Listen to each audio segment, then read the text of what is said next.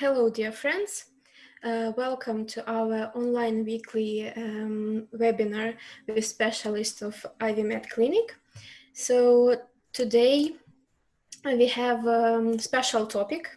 We have a special topic today, and our topic is pronuclear transfer as alternative to egg donation. We decided to choose this topic because a lot of patients ask us about that, and it's quite a special procedure, and not every embryology laboratory can do that. So we decided to invite our special speaker today, Birol Aydin, Director of IVF Laboratory at IVMED Fertility Centre, senior embryologist and official expert of Society for Human Reproduction and Embryology. Just to remind you that we have an active chat, so you can ask all your questions during the presentation and after that. After the presentation, we will answer all the questions. And to remind that this webinar will be recorded, and also you can check the record of this webinar on our YouTube channel. So we will start. So please, Birol. Hello everyone. We will try to talk today about some advanced technique. Actually, it is quite new in the IVF field, and it is not just additional techniques. It is totally new IVF process and from the beginning. So I will try to share a presentation. So I will try to explain.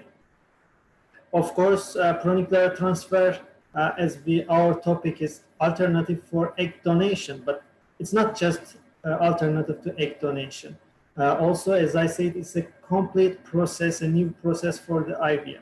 So we can solve different problems depending on oocyte quality, embryo development problem, embryo aneuploidy.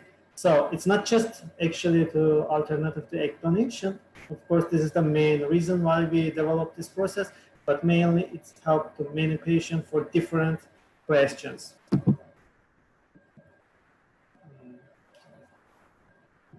Okay. So of course, why we try to build such technology, first let me try to explain. Because when aging is increasing, and especially for women, of course, quality of oocytes and quality of follicular level is decreased as well. So then we cannot find enough energy inside of oocyte to feed oocyte till from the fertilization till blastocyst stage. So we need more energy and of course better cytoplasmic activity and mitochondrial quality. So what is the main question for the mitochondria in the oocyte? So of course the oocyte has the largest number of mitochondria and mitochondrial DNA copies per cell. And these are significantly more than all other cell types. So that's why mitochondria is the critical point for the energy requirements. The mitochondria and the oocyte have two major roles. First is, of course, is trying metabolic regulation in the oocyte, and second, of course, is mitochondrial DNA is making for future developing offspring. So during the follicle recruitments, mitochondrial mass increased from 6,000 mitochondrial DNA to 200,000 copies. So that means for each copies may have some mutation or deletion, and this of course directly affect quality of embryo and embryo development. So if we talk about fully grown human oocyte, of course mitochondria has very critical roles, because mitochondria is responsible for the energy source and of course immaturity of the egg, which we have often to see for high age women. We have many immature eggs. Even if we get several follicles, mostly we get very low quality of oocyte or immature oocyte. So this is the reason, because of mitochondrial activity is low. So after the fertilization, oocyte mitochondria has kind of structural change, and of course this can affect the somatic quality on the blastocyst formation. So oocyte mitochondria need really good potential for the early embryonic development. This is the first reason. And second reason, as we are calling glycolysis, which need for the maturation of the oocyte, while we have maturation problem for the most of the patient. That's why oocyte is not getting fertilization process. So we mostly cancel the cycle. That is the main reason, because of mitochondrial DNA support is not enough. And second station, so we have cleavage embryos, but embryos are not going to blastocyst because still we have a lot of mitochondrial DNA mutation and deletion. That's why there is no blastocyst, or even if we have blastocyst, it's a very low quality of blastocyst. So if we talk about egg quality, of course, that egg quality depends of cytoplasmic activity, depends of quality of polar body as carrying up all DNA process, and perivitellin space, which is making balance between oocyte wall and cytoplasmic activity, which is exactly protecting the oocyte, and cytoplasmic activity, which is carrying up mitochondrial DNA and all other organelles, which is giving energy support to oocyte. So what is the main solution if we have low oocyte quality? Of course, this donation, egg donation is the easy solution always, but of course, still every patient have right to carry up their genetic potential, their genetic material. So that's why we need to create an additional advanced technology which can be alternative to egg donation. So why egg quality can be poor? Of course, maternal age is the number one. So polycystic ovary syndrome, many polycystic ovary syndrome patients cannot get easily pregnancy, or even if we get many oocytes, they have poor quality and they don't have enough number of blastocysts or euploid blastocysts. So ovarian reserve, of course, if ovarian reserve is dropped, so mostly quality of oocyte as well. So genetic factors, this is one of the important, if especially have some kind of mitochondrial disease. Endometriosis, always endometriosis can affect quality of oocyte, and mostly if there is an endometriosis, we get high rate of immaturity.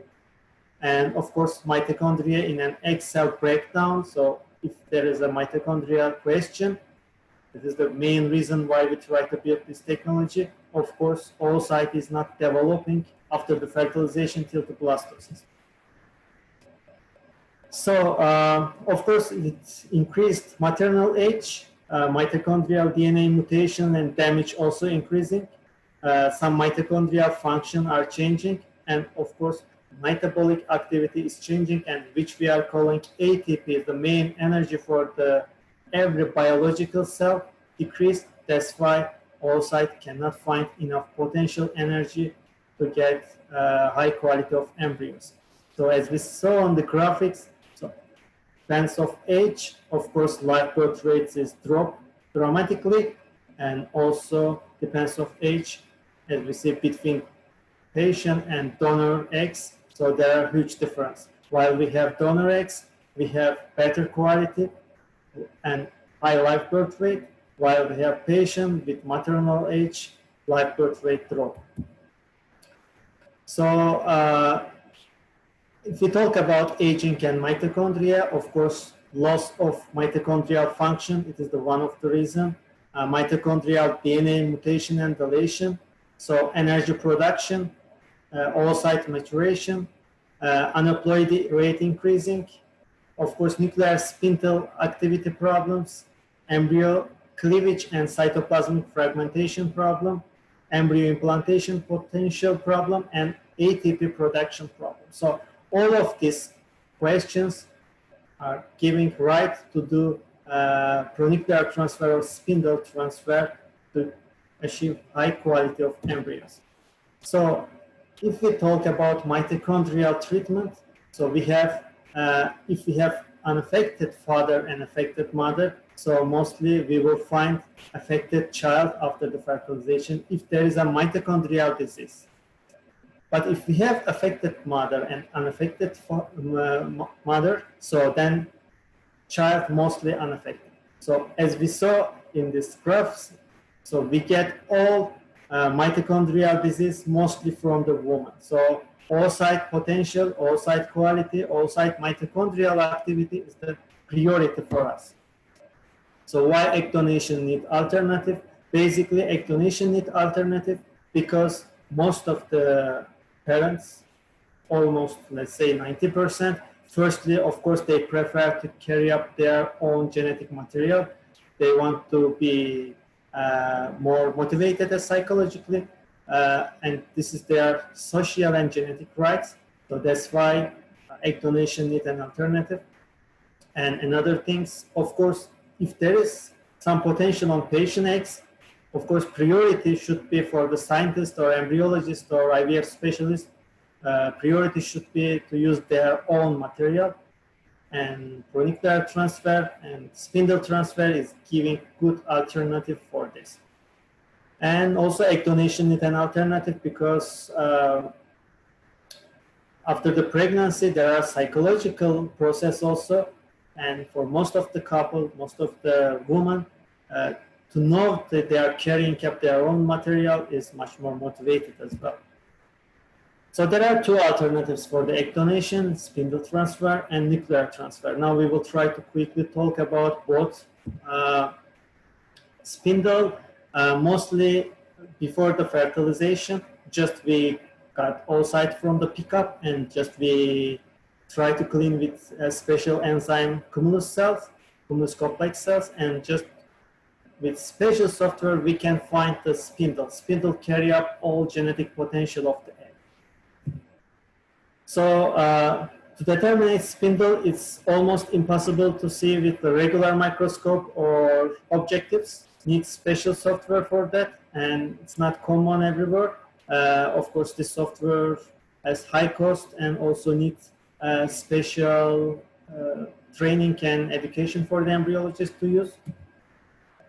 So if we talk about spindle transfer, the replacement of the entire cytoplasm of poor quality of egg. So we have eggs with poor quality from the patient, and from other side we have high quality eggs with cytoplasmic activity and good quality of spindle from the donor eggs. So basically what we are doing, we just switch spindles between donor eggs and patient eggs. So patient has, in this case, their own genetic material inside of high quality of cytoplasmic activity and high energy potential of donor eggs. So it means these donor eggs actually carrying up patient genetic material has big potential for the embryo development.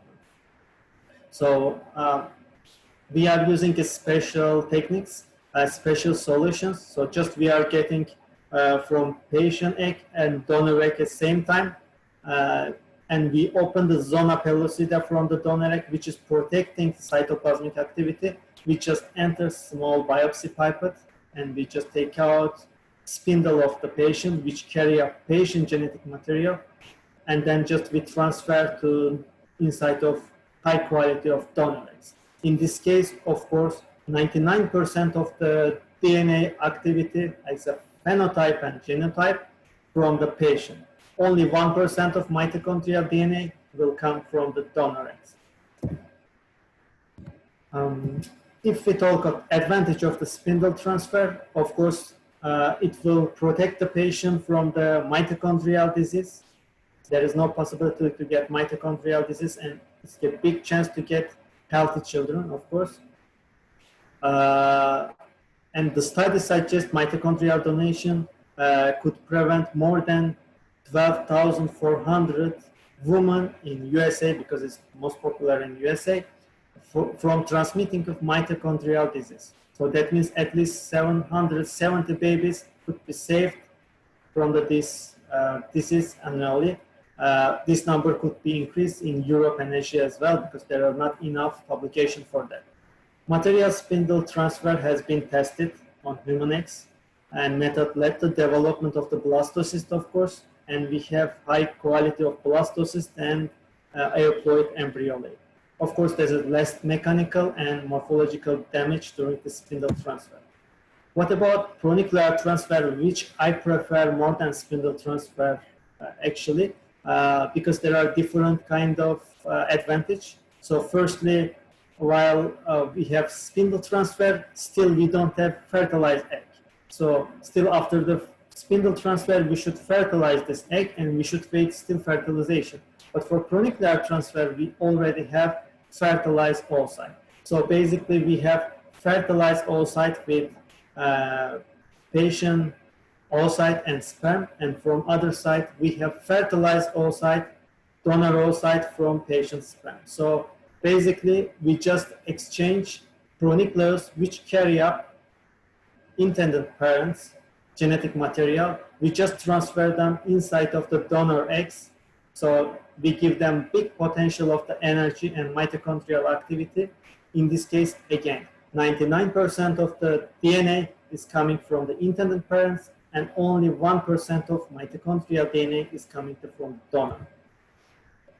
So it's basically same situation what we do for the spindle transfer. We just open with the secure laser, the zona pellucida. We just receive pronuclears and we transfer inside of high quality of donor eggs, and we follow embryo development. So advantage of the pronuclear transfer, of course, as I said, there is no risk for fertilization because our eggs already fertilized and we do the transfer between zygotes. According to our statistic, better blastocyst outcome from the pronuclear transfer than spindle transfer. Of course, as spindle transfer, it also helps to get healthy children from the mitochondrial disease. Of course, technique and mechanical micromanipulation request high experience because this is traumatic method. So if there is a non-experienced person, so it can get degenerate embryos or oocyte. So it is just a quick video. I will try to show how we are aspirating pronuclears. This is intended parents, like from patient pronuclears. We just carefully remove from the patient eggs and we just transfer to donor eggs. Actually, it seems traumatic, but we have to understand, of course, oocyte is a like egg oocyte or biological material is a like an organism. So they are also strong and they can recover themselves back. If we use technique like under experience and high quality, oocyte will not get damaged. So after this removing, after 1 or 2 hours, oocyte will come back as compact position. So if we talk about result of our experience, so what we did, we make a different group of IVF programs. So and we check the IVF outcome.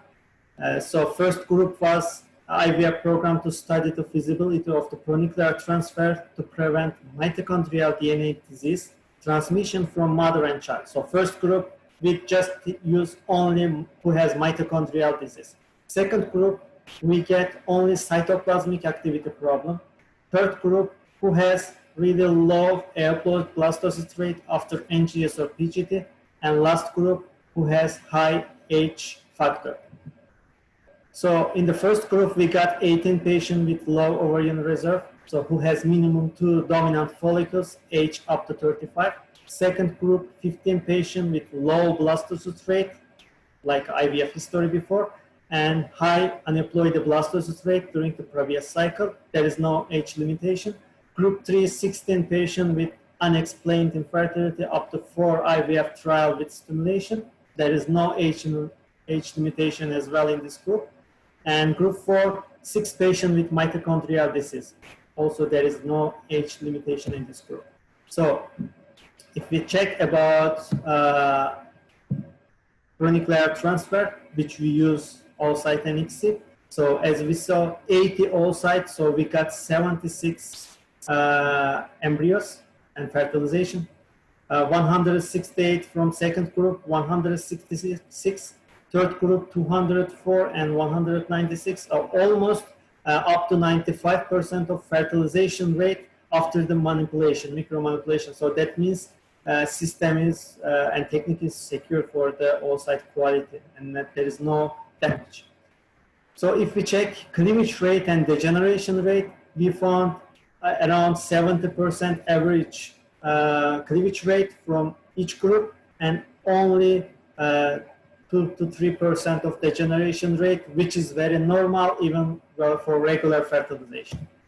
So if we check the blastocyst rate, even for the group 3, up to 35 years old, and group 1 up to 35 years old, even we got up to 45% of blastocyst rate, which they never have in their IVF experience and their treatment any blastocysts. So this is a huge number of the blastocysts.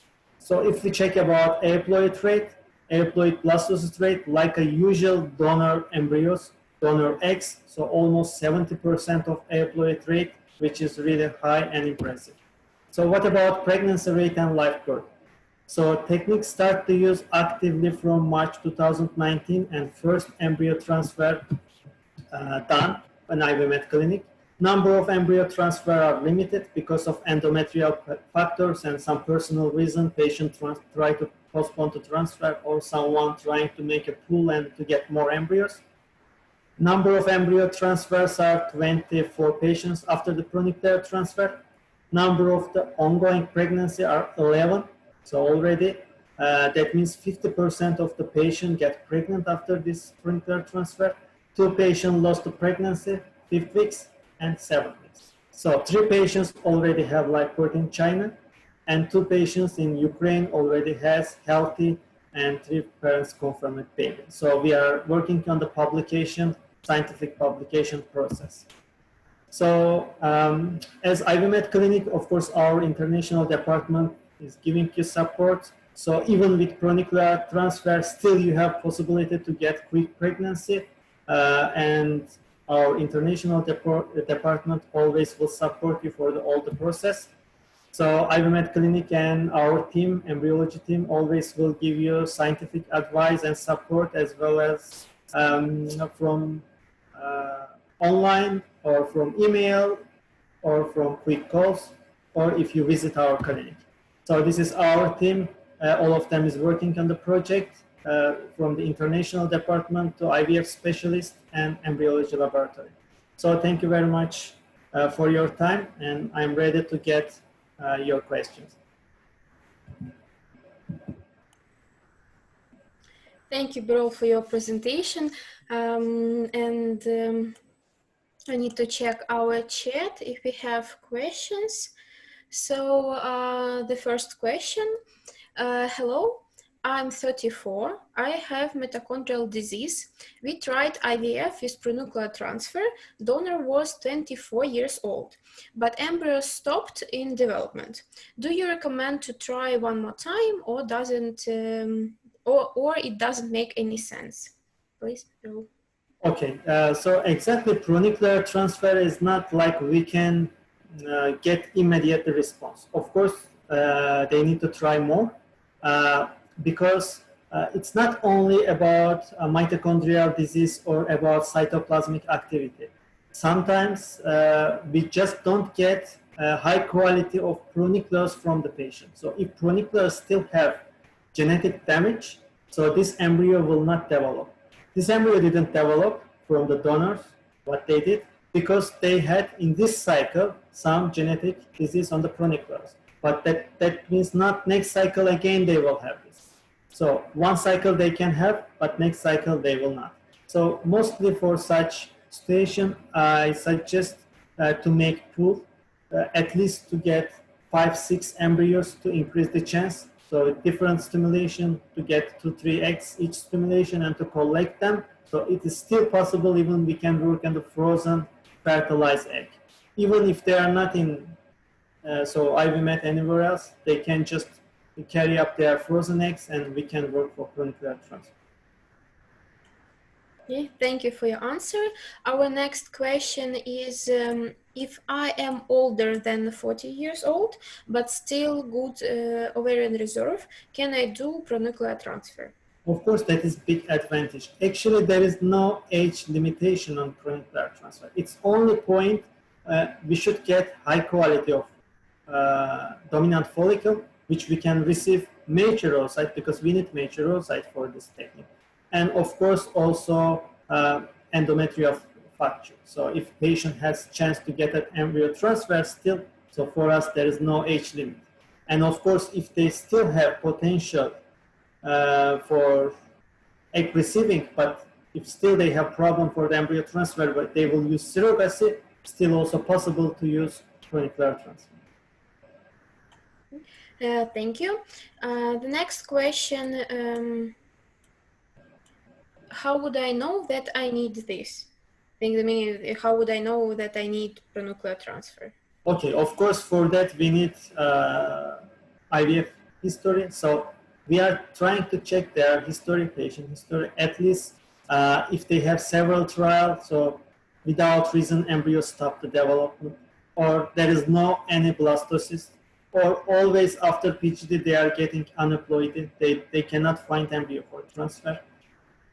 So in this case, pronuclear transfer is helping. Of course, we cannot suggest the pronuclear transfer if they don't have any history which they can give us.